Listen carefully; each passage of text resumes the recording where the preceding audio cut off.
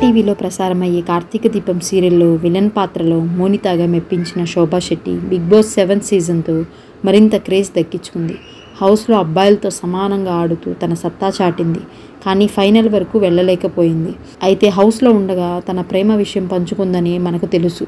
కార్తీక దీపం సీరియల్లో తనతో పాటు నటించిన యశ్వంత్ రెడ్డితో లవ్లో ఉన్నానని బాంబు పేల్చింది. ఇటీవలే తన ప్రియుడితో నిశ్చితార్థం చేసుకున్న ఈమె తాజాగా గృహప్రవేశం కూడా చేసుకుంది.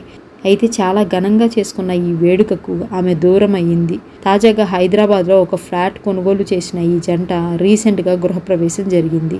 అయితే ఇందుకు సంబంధించిన ఓ వీడియోను కూడా శోభా శెట్టి తన యూట్యూబ్ ఛానల్లో పోస్ట్ చేసింది. అయితే చాలా ఘనంగా జరిగిన గృహప్రవేశ వేడుకల్లో తాను చాలా బాధపడుతూ కనిపించింది. తను మాత్రమే కాదు, తన ప్రియుడు యశ్వంత్ కూడా చాలా నిరాశకు లోనయ్యాడు. ముఖ్యంగా ముందు పూజలో పాల్గొన్న ఆమె మధ్యలో నుంచి కనిపించకుండా పోయింది.